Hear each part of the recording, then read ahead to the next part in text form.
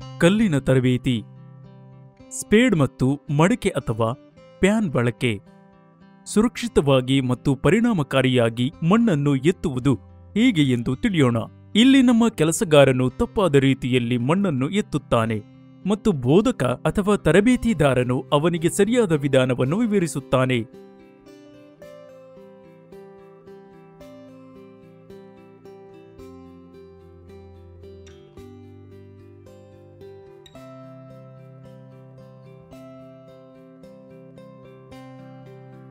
ತರಬೇತಿದಾರ: ಇಲ್ಲ, ನೀವು ಮಾಡುತ್ತಿರುವುದು ತಪ್ಪು, ಹಾಗೆ ಮಾಡಬೇಡಿ. ನೀವು ಇದನ್ನು ಹೆಚ್ಚು ಹೊತ್ತು ಮಾಡಿದರೆ ನೀವು ತೊಂದರೆಗೆ ಸಿಲುಕುತ್ತೀರಿ. ಅದನ್ನು ಹೇಗೆ ಮಾಡಬೇಕೆಂದು ನಾನು ನಿಮಗೆ ಹೇಳುತ್ತೇನೆ.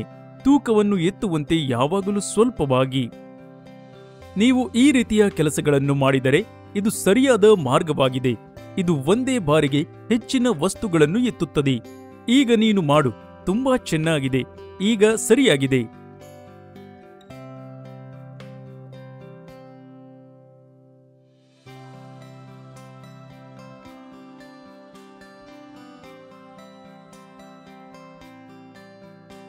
ಹಾಗಾದರೆ ನಮ್ಮ ವೀಕ್ಷಣೆ ಮತ್ತು ಸರಿಯಾದ ತಂತ್ರ ಯಾವುದು? ಮಣ್ಣನ್ನು ಎತ್ತಲು ಮತ್ತು ಸಡಿಲಗೊಳಿಸಲು ಸಲಿಕೆ ಹಿಡಿಕೆಯನ್ನು ಬಳಸಿ.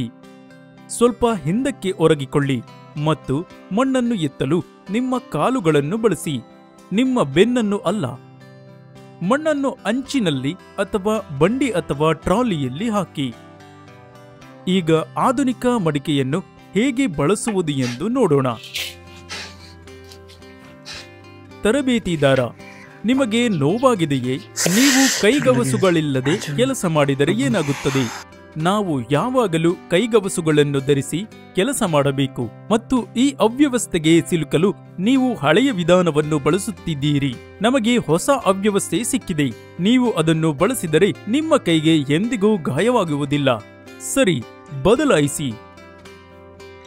ನಮ್ಮ ಆಧುನಿಕ ವ್ಯವಸ್ಥೆಯು ಅನುಕೂಲತೆ ಮತ್ತು ಸುರಕ್ಷಿತಾ ಕ್ರಮಗಳೊಂದಿಗೆ ನಿಮ್ಮ ನಿರ್ಮಾಣ ಸೈಟ್ ಅನುಭವವನ್ನು ನೀವು ಪರಿವರ್ತಿಸಬಹುದು. ನಿಮ್ಮ ಸುರಕ್ಷತೆಯು ನಮಗೆ ಅತ್ಯಂತ ಮಹತ್ವವಾಗಿದೆ. ಕಾರ್ಮಿಕರಿಗೆ ಸುರಕ್ಷತಾ ಸಮವಸ್ತ್ರ. ಇಲ್ಲೇ ನಮ್ಮ ಬೋಧಕರು ಸುರಕ್ಷತಾ ಸಮವಸ್ತ್ರದ ಬಗ್ಗೆ ಕಾರ್ಮಿಕರಿಗೆ ಹೇಳುತ್ತಿದ್ದಾರೆ.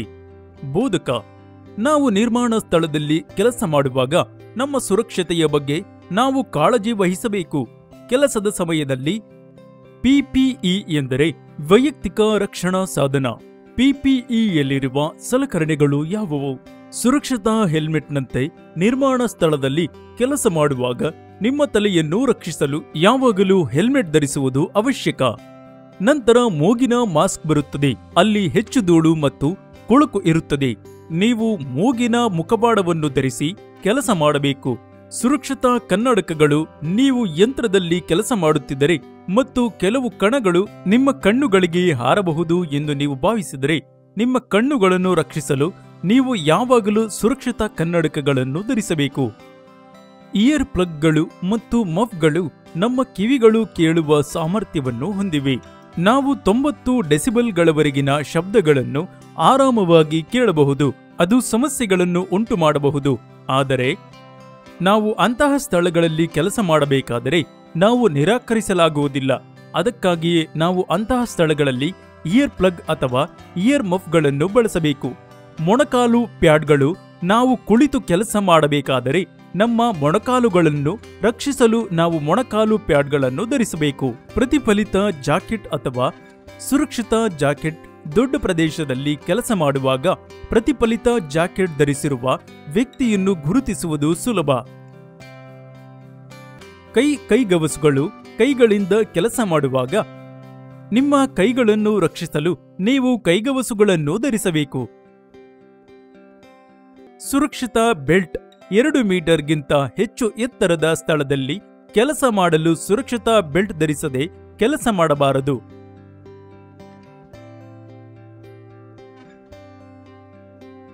ಭುಜದ ಪ್ಯಾಡ್ಗಳು.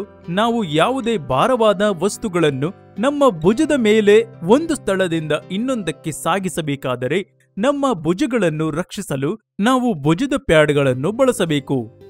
ಸುರಕ್ಷತಾ ಬೂಟುಗಳು ಯಾವುದೇ ಸರಕುಗಳನ್ನು ಒಂದು ಸ್ಥಳದಿಂದ ಇನ್ನೊಂದಕ್ಕೆ ಸಾಗಿಸುವಾಗ ಸರಕುಗಳು ನಮ್ಮಿಂದ ಬಿದ್ದರೆ ನಮ್ಮ ಪಾದಗಳನ್ನು ರಕ್ಷಿಸಲು ನಾವು ಸುರಕ್ಷತಾ ಬೂಟುಗಳನ್ನು ಧರಿಸಬೇಕು. ಸುರಕ್ಷತಾ ಟೇಪ್. ಹಲವೆಡೆ ತೆರೆದ ಹೊಂಡಗಳಿವೆ. ಅಂತಹ ಸ್ಥಳಗಳಲ್ಲಿ ಸುರಕ್ಷತೆಗಾಗಿ ಯಾರು ನಡೆಯುವಾಗ ಆ ಹೊಂಡಕ್ಕೆ ಬೀಳದಂತೆ ಆ ಸ್ಥಳವನ್ನು ಸುರಕ್ಷತಾ ಟೇಪ್ನಿಂದ ಅದರ ಸುತ್ತಲೂ ವೃತ್ತಾಕಾರ ಮಾಡಿ ಗುರುತಿಸಬಹುದು. ಆದ್ದರಿಂದ ನಿರ್ಮಾಣ ಸ್ಥಳದಲ್ಲಿ ನಾವು ಎಲ್ಲಾ ಸುರಕ್ಷತಾ ಸಾಧನಗಳನ್ನು ಹೊಂದಿರಬೇಕು ಎಂಬುದನ್ನು ನೆನಪಿನಲ್ಲಿಡಿ. ಪ್ರತಿಯೊಬ್ಬ ಕೆಲಸಗಾರನು ಸುರಕ್ಷತಾ ಸಮವಸ್ತ್ರವನ್ನು ಧರಿಸಬೇಕು. ಇದರಿಂದ ಅವನು ತನ್ನನ್ನು ಮತ್ತು ತನ್ನ ಸಹೋದ್ಯೋಗಿಗಳನ್ನು ಹಾನಿಯಿಂದ ರಕ್ಷಿಸಿಕೊಳ್ಳಬಹುದು. ಪ್ರತಿಯೊಬ್ಬ ಕೆಲಸಗಾರನು ಸುರಕ್ಷತಾ ಸಮವಸ್ತ್ರವನ್ನು ಧರಿಸಬೇಕು. ಇದರಿಂದ ಅವನು ತನ್ನನ್ನು ಮತ್ತು ತನ್ನ ಸಹೋದ್ಯೋಗಿಗಳನ್ನು ಹಾನಿಯಿಂದ ರಕ್ಷಿಸಿಕೊಳ್ಳಬಹುದು. ಪ್ರಶ್ನೆ ಮತ್ತು ಉತ್ತರದ ಮೂಲಕ ನೀವು ಕಲಿತದ್ದನ್ನು ನಮಗೆ ತಿಳಿಸಿ. ಪ್ರಶ್ನೆ 1. ಸಲಿಕೆಯಿಂದ ಮಣ್ಣನ್ನು ಎತ್ತುವ ಸರಿಯಾದ ತಂತ್ರ ಯಾವುದು? ಎ. ಮಣ್ಣನ್ನು ಎತ್ತಲು ಮತ್ತು ಸಡಿಲಗೊಳಿಸಲು ಸಲಿಕೆ ಹಿಡಿಕೆಯನ್ನು ಬಳಸಿ. ಬಿ. ಸ್ವಲ್ಪ ಹಿಂದಕ್ಕೆ ಬಾಗಿ ಮತ್ತು ನಿಮ್ಮ ಬೆನ್ನಿನ ಬದಲಿಗೆ ನಿಮ್ಮ ಕಾಲುಗಳನ್ನು ಬಳಸಿ ಮಣ್ಣನ್ನು ಎತ್ತಿಕೊಳ್ಳಿ. ಸಿ. ಮಣ್ಣನ್ನು ದಂಡೆಯ ಮೇಲೆ ಅಥವಾ ಬಂಡಿಯಲ್ಲಿ ಹಾಕಿ. ಡಿ. ಮೇಲಿನ ಎಲ್ಲ.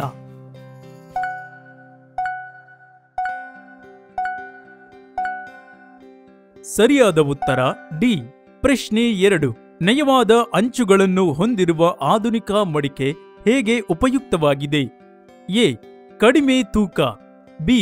ನಯವಾದ ಅಂಚುಗಳು. ಸಿ. ತುಕ್ಕು ಮತ್ತು ಸೋರಿಕೆ ನಿರೋಧಕ. ಡಿ. ಮೇಲಿನ ಎಲ್ಲ.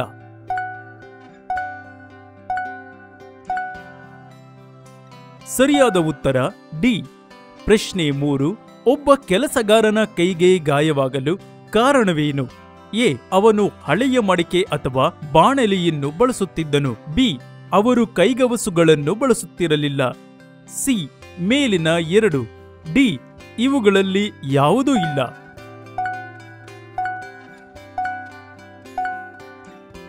ಸರಿಯಾದ ಉತ್ತರ ಸಿ. ಪ್ರಶ್ನೆ 4. ಹಳೆಯ ಗಮೇಲ ಅಥವಾ ಟಾಸ್ಲೆಯ ನ್ಯೂನ್ಯತೆಗಳೇನು? ಎ. ಅಂಚುಗಳು ತುಂಬಾ ತೀಕ್ಷ್ಣವಾಗಿರುತ್ತವೆ. ಬಿ. ಕೈಗೆ ಕಟ್ ಅಥವಾ ಗಾಯವಾಗಿರಬಹುದು. ಸಿ.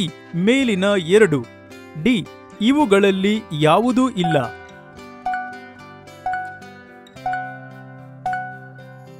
ಸರಿಯಾದ ಉತ್ತರ ಸಿ. ಪ್ರಶ್ನೆ 5. ಈ ವಿಡಿಯೋದಿಂದ ನೀವು ಏನು ಕಲಿತಿದ್ದೀರಿ? ಎ. ಸುರಕ್ಷತಾ ಕೈಗವಸುಗಳನ್ನು ಬಳಸುವ ಪ್ರಾಮುಖ್ಯತೆ. ಬಿ. ಆಧುನಿಕ ಮಡಿಕೆ ಅಥವಾ ಪ್ಯಾನ್ ಅನ್ನು ಬಳಸುವ ಪ್ರಾಮುಖ್ಯತೆ. ಸಿ. ಮಣ್ಣನ್ನು ಎತ್ತುವಾಗ ಸರಿಯಾದ ದೇಹದ ಭಂಗಿಯ ಪ್ರಾಮುಖ್ಯತೆ. ಡಿ. ಮೇಲಿನ ಎಲ್ಲ.